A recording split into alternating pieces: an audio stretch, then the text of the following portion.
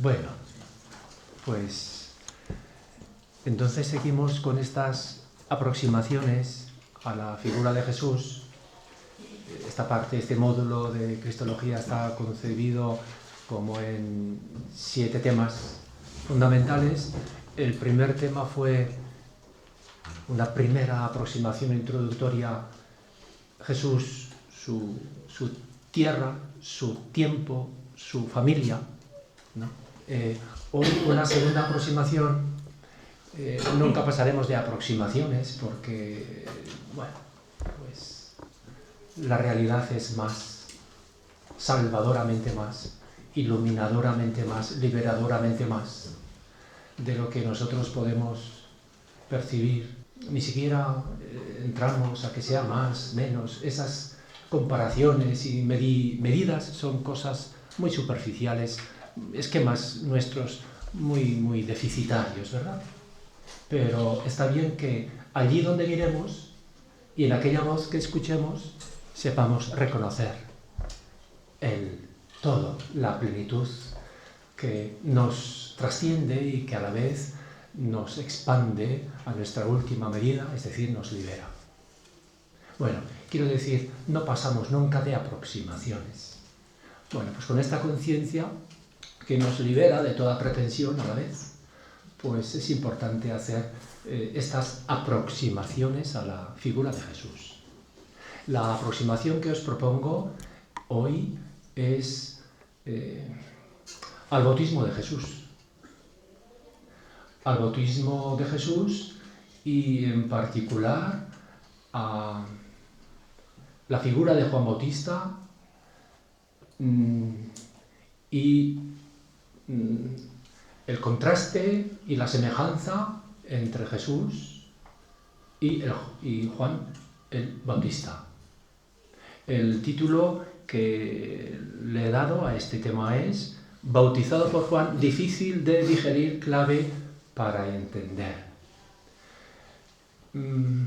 ¿Os parece que sea difícil de entender el que Jesús haya sido bautizado por Juan Bautista? ¿Y en qué sentido intuís que eso pueda ser una clave para entender a Jesús? Pues bien, para empezar, habría que decir que efectivamente es un tema fundamental, el tema del bautismo, el tema de Juan Bautista en general, para poder, la figura de Juan Bautista y el bautismo de Jesús, para entender a Jesús.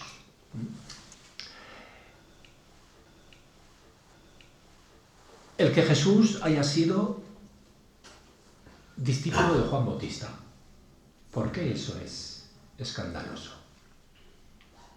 ¿Y por qué es clave? El que Jesús se haya hecho bautizar por Juan, ¿por qué eso es escandaloso y por qué es clave para entender a Jesús? El hecho de que después de un tiempo se haya separado de Juan, ¿por qué se separó? ¿Qué revela eso acerca de Jesús? Bueno, pues es un tema que puede ser, entre otros muchos, también fundamental para entender mejor la figura de Jesús. Nos ayuda a entender en primer lugar cuán enraizado está Jesús en su tiempo, en aquel tiempo preciso de una gran multiplicación, profusión de lo que se llaman movimientos de renovación judía. Y el movimiento de Juan Bautista es uno de ellos, y el movimiento de Jesús brotará del movimiento de Juan y después tendrá su propia entidad y personalidad. Es decir, nos enraiza a Jesús en su tiempo y en su clima espiritual, profético, bautista, en sus aspiraciones, anhelos, esperanzas, que anunciará y que vivirá. Nos lleva directamente al carácter muy judío de Jesús y a la vez pone de relieve cuál es la especificidad propia de Jesús en esa época a la que pertenece. Jesús no llovió del cielo en ninguno de sus aspectos, nace de la tierra, como todos nacemos de la tierra, y al mismo tiempo ahí pues crece y se presenta como una figura única con su peculiaridad, ¿no? Bueno, pues tanto su raíz judía, muy ligada a Juan Bautista, como su peculiaridad, también muy ligada en contraste con Juan Bautista, es lo que queremos ver. Bueno, un primer punto, os iré señalando los puntos. ¿Quién es, pues, Juan? ¿Quién es Juan?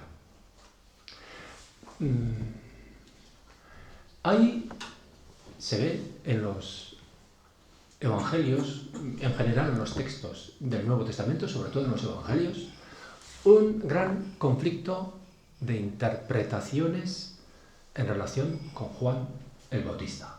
Un conflicto de interpretaciones, un conflicto hermenéutico. ¿Cómo entender a Juan? ¿Quién es Juan el Bautista? ¿Qué significa? ¿Y qué significa en concreto respecto de Juan? Esta cuestión se plantearon expresamente y no he encontrado ninguna respuesta compartida, unánime, los cristianos de las dos primeras generaciones. Luego tampoco, claro está. Pero esa diferencia de interpretaciones a la hora de entender la figura de Juan Bautista y su relación con Jesús está muy presente en los evangelios. Para Marcos, bueno, nosotros todos hemos heredado la imagen de que Juan Bautista es el precursor de Jesús, ¿no? Juan Bautista sabía que detrás de él iba a venir el Mesías, el Hijo de Dios, y él se sintió llamado a anunciar su venida. Mensajero que anuncia la llegada de alguien que va a ser la figura decisiva, el que va a traer la palabra y la presencia liberadora definitiva de Dios. Juan Bautista, precursor. Bueno, pero luego hay muchas diferencias. Marcos, por ejemplo, no Fray Marcos, sino Marcos. Marcos, el evangelista, nos dice, y ahí Marcos, como en todo lo demás, se retiene bastante o simplemente expresa la perspectiva primera acerca de Juan y de Jesús. Nos dice que efectivamente Juan es el que anuncia a Jesús, pero llegado el momento en que Jesús se presenta ante Juan para bautizarse, no nos dice, cosa extraña, que Juan la haya reconocido. Va como uno más a bautizarse y como otro más, Juan le bautiza. Mateo ya es un poco distinto. Mateo lo ha pensado más, o la comunidad que representa, o la comunidad cuya teología representa Mateo. Mateo dice que Juan Bautista ha sido el precursor de Jesús, y él lo sabía, y que en el momento en que Jesús se acerca a bautizarse ante Juan, Juan le reconoce y dice: yo no soy digno, ¿quién soy yo para bautizarte a ti? Yo debería ser bautizado por ti. Eso no lo había dicho Marcos. ¿Lo dijeron los primeros seguidores de Jesús, discípulos y discípulas de Jesús? Seguramente no pensaron eso. Eso ya es una reflexión posterior que refleja Mateo. Lucas todavía es más... va más allá. Lucas nos dice, elemento común, que Juan Bautista anuncia a Jesús, pero ni siquiera nos va a decir que Juan le bautiza a Jesús. Lo va a ocultar. Y Juan, el evangelista Juan todavía va más lejos y dice que Juan Bautista niega que sea él Elías, el Mesías. Entonces, ¿por qué bautizas? Yo simplemente soy la voz que anuncia al que viene. Yo no soy digno de desatarle las sandalias. Es el máximo reconocimiento por parte de Juan de la figura de Jesús. O sea, cada vez más se tiende a subrayar el carácter de Juan Bautista como aquel que va disminuyendo y desapareciendo ante la figura de Jesús. La figura de Jesús es la que va resaltándose y creciendo ante Juan, y eso es como algo progresivo. Lo vamos a volver a ver respecto del bautismo. Y Pablo ni siquiera cita a Juan Bautista. Bueno, Pablo no significa que sea después de Juan el Evangelista, ni siquiera después de Marcos, es anterior. Pero para Pablo no era significativa la relación entre Juan Bautista y Jesús. Bueno, conflicto de interpretaciones. Hubo visiones muy distintas. Y cada vez más se tendió a desdibujar la figura de Juan Bautista en provecho y en realce de la figura de Jesús. Y reduciendo cada vez más la figura de Juan el Bautista a ser mero precursor. Y además a insistir en que es un precursor que tiene cada vez más clara conciencia de serlo y de reconocer en Jesús al Mesías esperado. Dejamos de momento eso ahí. Pasamos a un segundo punto: el bautismo y el mensaje de Juan. Juan fue el que inventó el bautismo, no fue Jesús, fue Juan el que inventó. Juan no inventó el agua. No, el agua no se ha inventado a todos, ¿no? El agua, la hermana, agua preciosa, humilde, casta, pura, dice Francisco de Asís. El agua madre de la que todos hemos nacido. El agua que nos sacia, el agua que nos limpia, el agua que fecunda. Bueno, uno de los signos y símbolos fundamentales de la vida es el agua. Y por eso, pues, habréis visto hindúes que saludan al sol o se introducen en el Ganges, la madre Ganga. Los ríos en todas las grandes culturas han sido considerados y mirados como algo sagrado y revelador. Los hindúes se echan un poco de agua sobre la cabeza o sorben un poquito de agua, el elemento vital, ¿no? Y en tribus indígenas africanas todavía hoy la madre de la familia cada día pues rocía con un poco de agua, si tiene a mano, la tierra, el polvo de la tierra delante de la puerta de la choza o de la casa, ¿no? Y cuántas culturas y religiones así. En tiempo de Jesús se conoce, en tiempo de Juan Bautista, todavía no hemos llegado a Jesús, se conoce una figura llamada Banus o Bano, que se pasaba el día en el Jordán, en un determinado lugar del río Jordán, bañándose, zambulléndose en el agua todo el día. Su rito consistía en echarse al agua y en salir del agua. Rito peculiar, pero que para él debía ser como una especie de meditación en acción o como un ejercicio espiritual y vital fundamental. Bueno, y ritos de agua, abluciones, también hay en todas las religiones para significar la pureza, pero la pureza no pensemos en pureza moral cuando hemos cometido una falta moral. No necesariamente, simplemente, bueno, pues me siento limitado, me siento indigno, no doy la talla, no soy lo que quisiera, y entonces recurro al agua para que el agua me haga ser lo que en mí siento como déficit y carencia.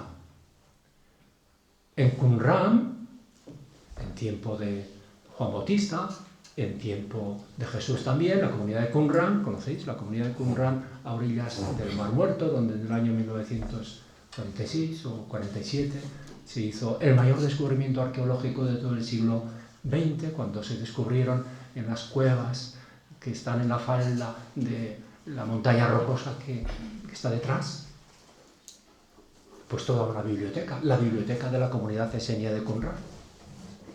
El mayor descubrimiento arqueológico, entre otras cosas, pues partes o textos enteros de toda la Biblia judía.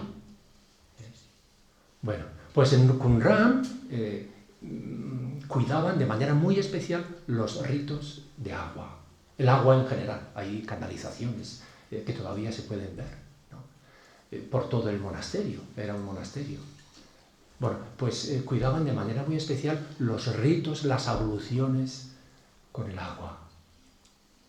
Pero las abluciones no son lo mismo que el bautismo que Juan el Bautista ha inventado, porque las abluciones se repiten y son, bueno, para significar ese sentimiento de liberación, de pureza o de plenitud de ser que el agua en su humildad y sencillez y plenitud nos da a todos, a todas. El rito de la ablución se repite, el bautismo de Juan no se repite. Juan inventó un rito del agua, de inmersión en el agua, que se hacía solo una vez y que él concebía para el perdón de los pecados. Después entraré en el tema del perdón de los pecados relacionado con el bautismo. Juan Bautista, no sabemos de dónde era ni de qué familia.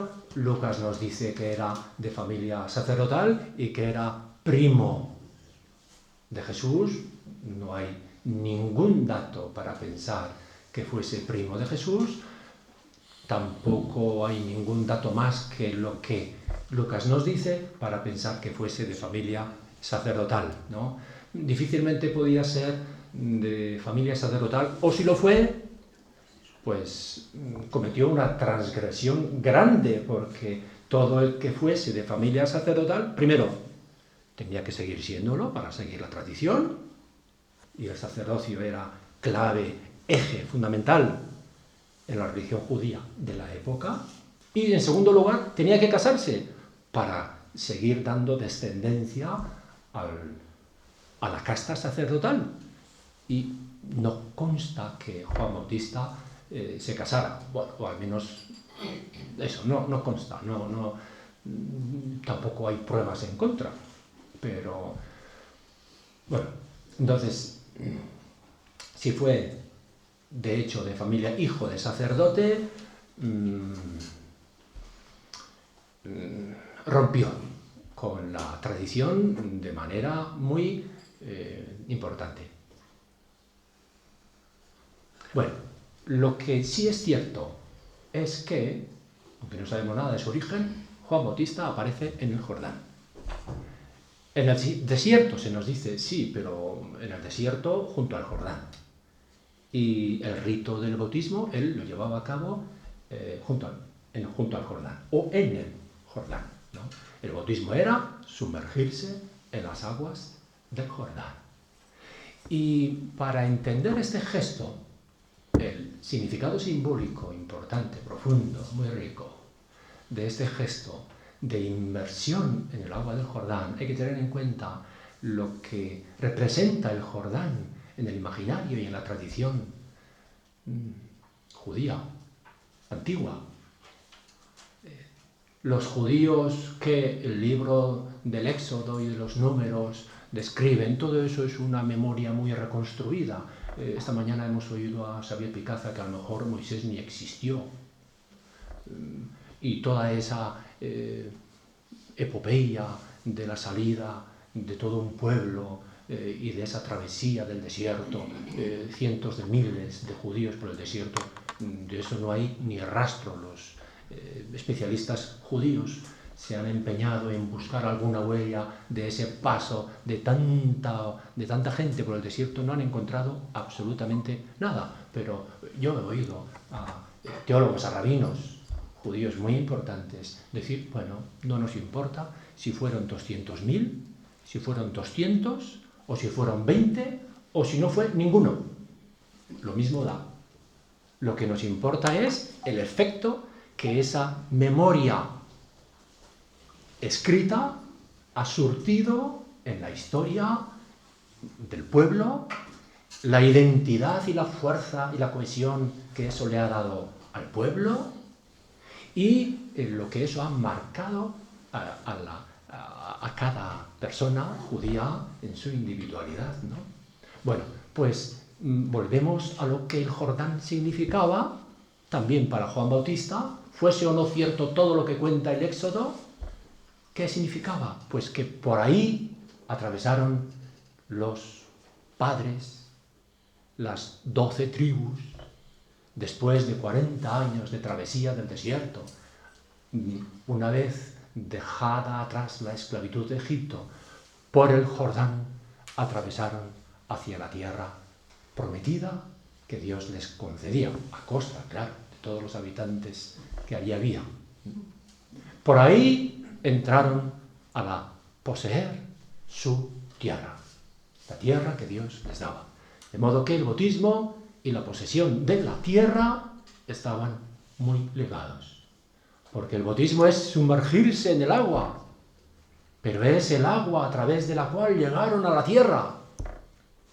Y sumergirse en el agua era como un gesto simbólico de recuperar la tierra de la que habían sido, una vez más, despojados los judíos, en concreto por los romanos.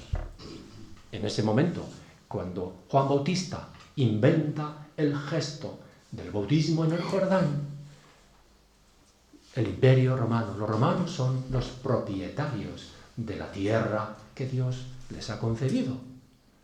Bueno, y había un gran anhelo, como se puede comprender, por recuperar la propiedad de la tierra santa, de la tierra de los padres, de la tierra que Dios les había dado solo a ellos.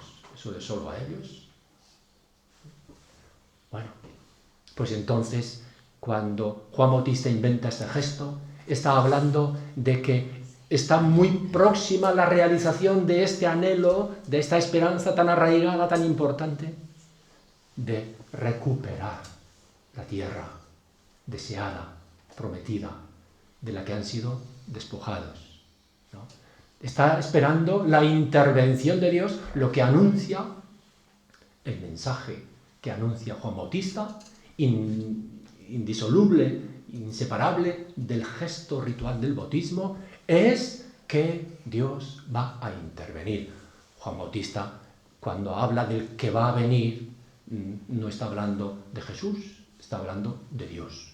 Va a venir Dios, ¿no? Juan Bautista imagina a Dios como el Señor de lo alto, el Dios de los padres, el Señor de la tierra, que va a intervenir. O sea, es una figura muy personal, muy teísta, muy al mismo tiempo soberana y al mismo tiempo muy antropomórfica de Dios. Dios va a intervenir. Y Juan Bautista lo hace en un lenguaje muy apocalíptico. O sea, el mensaje de Juan Bautista es escatológico, habla de algo que va a significar el final de un orden viejo, orden de opresión, orden de despojo de una tierra y el comienzo de otra realidad, la recuperación de la tierra, de la dignidad, la unión de los pueblos hermanos, quiero decir, de las tribus hermanas que habían sido dispersadas por diferentes imperios a lo largo y a través de la tierra. Bueno, de eso está hablando Juan Bautista en un lenguaje que es de juicio.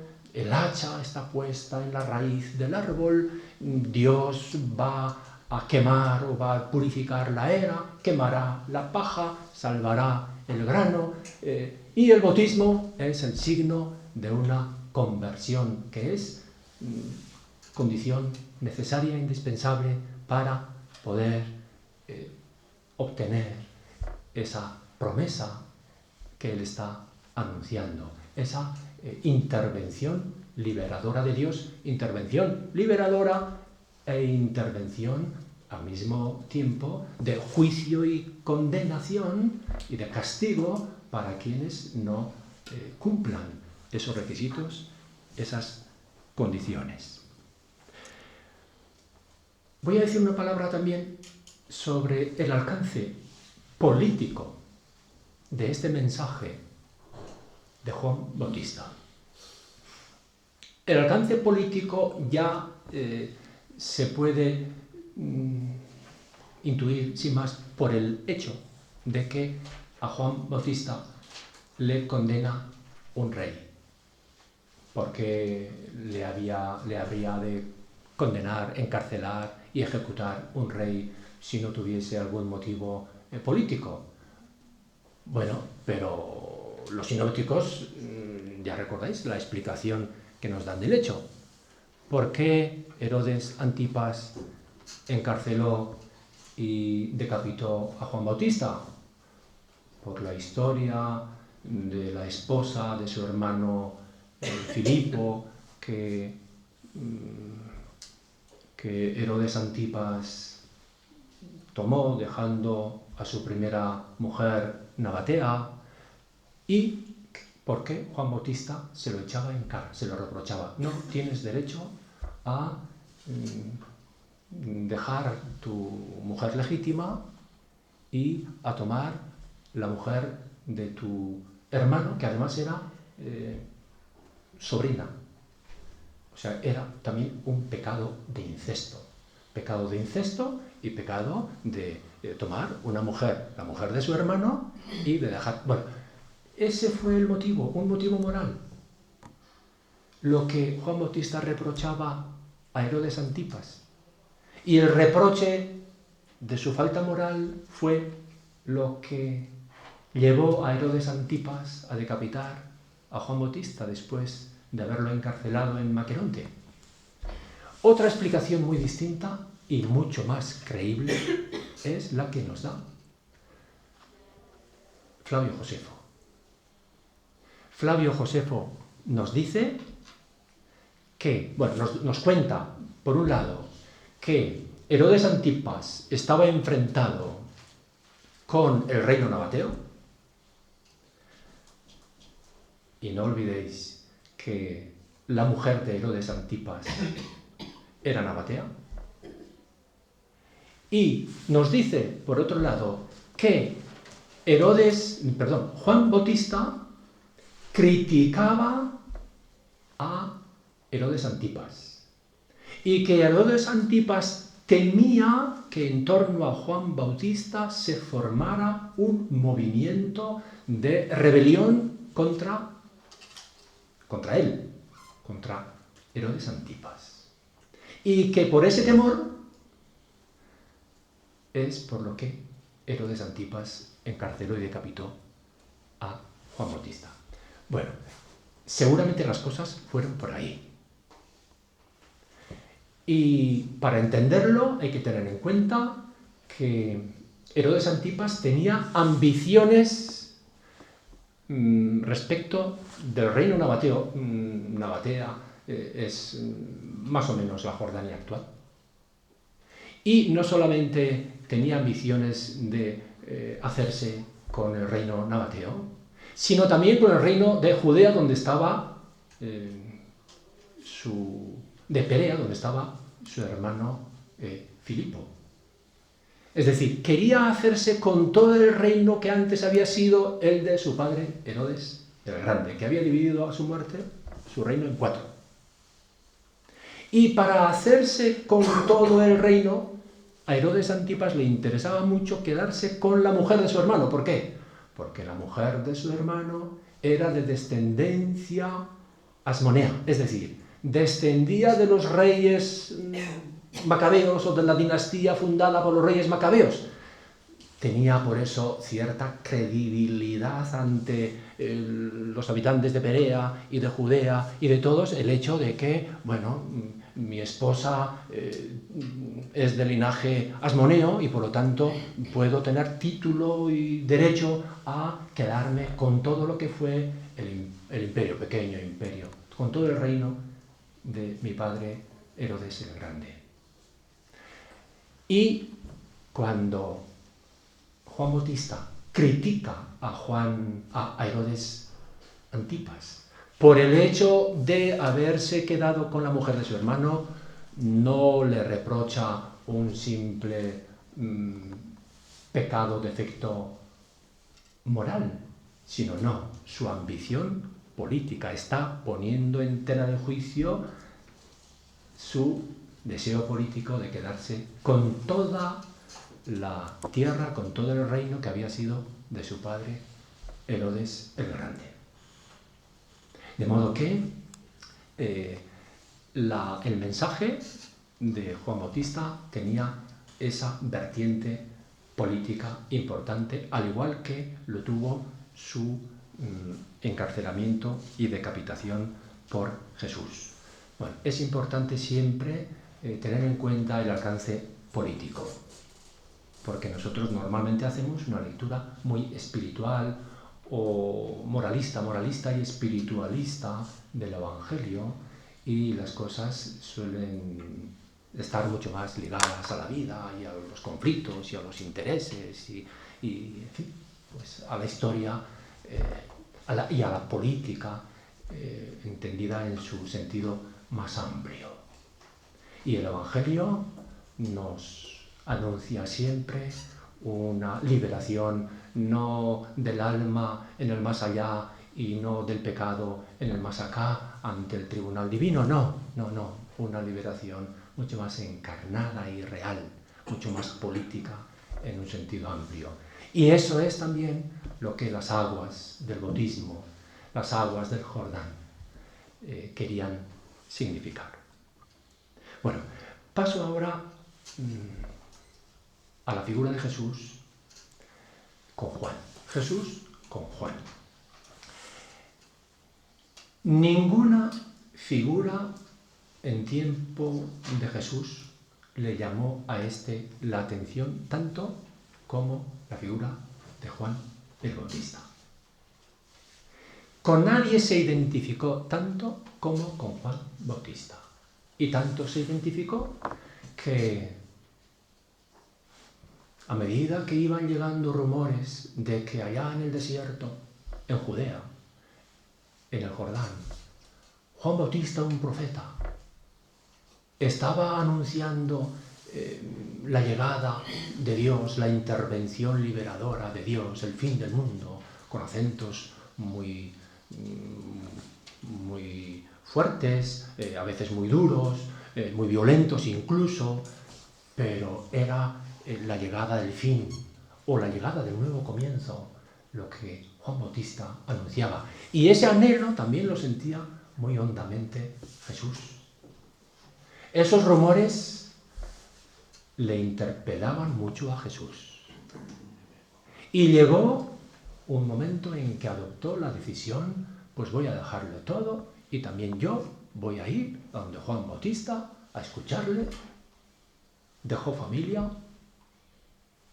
dejó su oficio, dejó su pueblo, dejó su territorio, su tierra, su Galilea, dejó Galilea y se fue a Judea, al sur, al Jordán, donde Juan bautizaba y predicaba. Algo fuerte debió de sentir Jesús para dar ese paso tan importante. Y Jesús fue discípulo de Juan. No penséis que fue cosa de un momento. Durante un tiempo más o menos largo, Jesús fue discípulo de Juan. Vivió en el grupo que se había reunido en torno al profeta Juan. Aprendió de él la formulación de esa esperanza que más o menos vagamente era muy sentida por los judíos de la época en general. Recibió de él el bautismo, bautizó como él, se quedó con él durante un tiempo, de modo que no es lo que nosotros nos imaginamos cuando entendemos a Juan Bautista como simple precursor de Jesús. No, Jesús se sintió auténtico discípulo de Juan Bautista. Claro, ¿esto resultaría fácil de digerir para los primeros cristianos?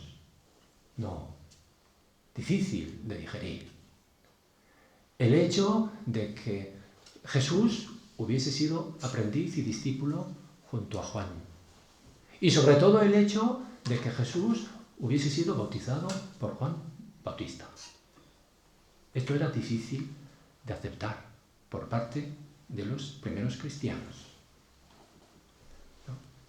Tengamos en cuenta que incluso después de la muerte de Jesús, y Pablo en los Hechos, Pablo, lo que se cuenta de él en los Hechos de los Apóstoles, nos corrobora que todavía había un movimiento de Juan Bautista que rivalizaba con el movimiento de Jesús. Había rivalidad, a ver quién bautizaba más, si los discípulos de Juan o los discípulos de Jesús, ¿no? En los Hechos de los Apóstoles hay un pasaje curioso en que se nos habla de Apolo y Pablo se encuentra con Apolo y otros y les pregunta, pero ¿habéis recibido el Espíritu Santo? ¿Qué Espíritu Santo? Pues ¿qué bautismo habéis recibido? Nosotros, pues el de Juan, el bautismo de Juan. Bueno, había rivalidad entre el movimiento de Juan, el movimiento de Jesús, el bautismo de Juan, el bautismo de Jesús. Y no solamente en tiempo de Jesús todavía estaba vivo el movimiento de Juan, todavía hoy está vivo el movimiento de Juan. Los mandeos de Irak, de Irán, quedan unos 5.000 o 7.000. Son y se consideran a sí mismos descendientes o continuadores del espíritu, de la doctrina de Juan el Bautista. Y uno de sus libros principales es el libro de Juan. El libro de Juan el Bautista. De modo que hay, igual que cristianos, también hay, aunque son muy poquitos, bautistas. Mandeos se llaman todavía hoy. Bueno, pues el hecho de que Jesús hubiese, en particular, el hecho de que Jesús haya sido bautizado por Juan resultaba muy difícil de aceptar y de comprender para los cristianos. ¿Por qué? Por dos motivos fundamentales. Primero, porque ¿quién es más importante? ¿El que bautiza o el bautizado? ¿El bautizado o el que bautiza? El que bautiza es más importante, ¿verdad? Entonces el hecho de que Juan aparezca bautizando a Jesús es como decir que Juan Bautista era más importante que Jesús. Y eso era difícil de aceptar para los seguidores de Jesús. Y en segundo lugar, el bautismo de Juan, ¿para qué era? Era un simple rito de ablución ritual, para recuperar la pureza cuantas veces se incurra durante el día. No, era un rito de perdón de los pecados. Pero ¿cómo los seguidores y seguidoras de Jesús podían entender que Jesús, uno de cuyos títulos primitivos es el justo, y todavía hoy nosotros tenemos un dogma, entre otros, que habría que reformular, pero un dogma que habla de la impecabilidad de Jesús, ¿no? Que Jesús nunca cometió pecado y además no podía cometer pecado. Y entonces, ¿a qué fue? A bautizarse. Claro, a esto le tuvieron que dar muchas vueltas los primeros cristianos para encontrarle un sentido. Y se ve cuántas vueltas le tuvieron que dar cuando se repasa la historia de la redacción del relato del bautismo. El primero que lo relata es Marcos. Marcos dice así, escuetamente: por aquellos días llegó Jesús desde Nazaret de Galilea y fue bautizado por Juan en el Jordán. Sin más, llegó Jesús y fue bautizado por Juan en el Jordán. Punto. Y después dice que se abrió el cielo, etc. Hacia el año 70 todavía, simplemente se recordaba eso. Eso no ha podido ser inventado porque le resultaba muy incómodo. Eso fue así. Una de las cosas más seguras desde un punto de vista histórico acerca de Jesús es que fue bautizado por Juan Bautista. Eso no lo pudieron inventar los cristianos porque les planteaba muchos problemas. Mira, vuestro maestro es inferior al nuestro. Mira, vuestro maestro tuvo que recibir un bautismo para el perdón de los pecados. ¿Cómo decís que es el justo? ¿Y cómo decís que es el último enviado de Dios? Les planteaba problemas. Como les planteaba problemas, San Mateo lo contó de otra forma. Fijaos cómo cuenta el bautismo Mateo. Lo recordáis todos, ¿no? Entonces llegó Jesús desde Galilea al Jordán y se dirigió a Juan para que lo bautizara. Igual que Marcos. Pero ahora sigue. Pero Juan trataba de impedírselo diciendo: soy yo el que necesito que tú me bautices. ¿Y eres tú el que vienes a mí? Y Jesús le dice: sí, déjalo, conviene que sea así para que cumplamos toda la justicia. Explicaciones, ¿no? Necesita explicar por qué sucedió eso así. Llega al mismo tiempo o un poco más tarde Lucas, otra comunidad, pero que tiene el mismo problema con el bautismo de Jesús, y lo cuenta de esta manera. Lo cuenta disimulando todavía mucho más el bautismo de Jesús por parte de Juan. Un día en que se bautizó mucha gente, también Jesús se bautizó. Punto. ¿Dónde está Juan? Ha desaparecido. Lucas dice que Jesús fue bautizado, pero no que fuese bautizado por Juan. Le resultaba molesto. Y 20 años más tarde, en el Evangelio de Juan, ni siquiera se nos dice que Jesús haya sido bautizado. Solo se nos dice que sí, que Juan bautizaba, pero que Jesús bautizaba más, pero no que Jesús haya sido bautizado. Mucho menos que lo haya sido por Juan. Bueno, entonces tenemos que nosotros sacar alguna conclusión nuestra hoy de este problema hermenéutico que el bautismo de Juan planteaba a aquellos primeros cristianos. ¿Cuál es el problema? El problema, en buena parte, es, por una parte, eso de quién es más, el nuestro es más. Bueno, habrá que liberarse de eso. O sea, nuestro fundador es el más grande, es la única manifestación plena y definitiva de Dios. En fin, esas comparaciones, con esto empezaba, pues hay que superarlas, me parece a mí, para quedarnos con la vida. No, la vida no se mide en plan de rivalidad con la vida, sino que comparte la vida y la acoge, y en esa acogida está la universalidad. Y tendremos que actualizar el sentido, en especial, de esa expresión, el perdón de los pecados. Si es que Jesús fue a recibir el bautismo para el perdón de los pecados de manos de Juan, podemos decir, bueno, pues lo hizo para dar buen ejemplo. O podemos también decir, bueno, no, Jesús se sentía culpable, pero eso no lo podemos decir porque el dogma nos lo prohíbe. Yo creo que lo que tenemos que hacer, algo muy fundamental, es superar radicalmente la noción de pecado. Por supuesto, para empezar, tenemos que superar radicalmente esa vinculación tan estrecha y tan antigua, aunque no primitiva y originaria, que tenemos entre el bautismo y el llamado pecado original. El pecado original, San Pablo no tenía ni idea del pecado original, y durante casi 400 años tampoco se habló del pecado original. El pecado original es una invención, entre comillas, de San Agustín, ¿no?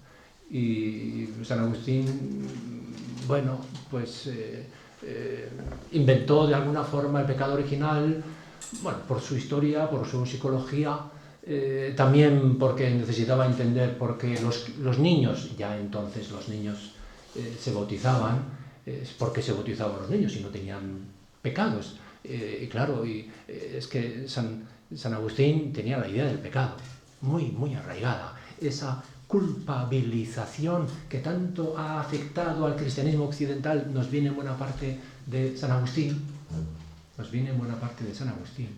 Entonces él no podía entender que los niños se bautizaran si no eran culpables, y no podía entender que fuesen culpables si no es porque hubiesen contraído, por el solo hecho de nacer, alguna culpa que no era personal, sino entonces ¿qué era?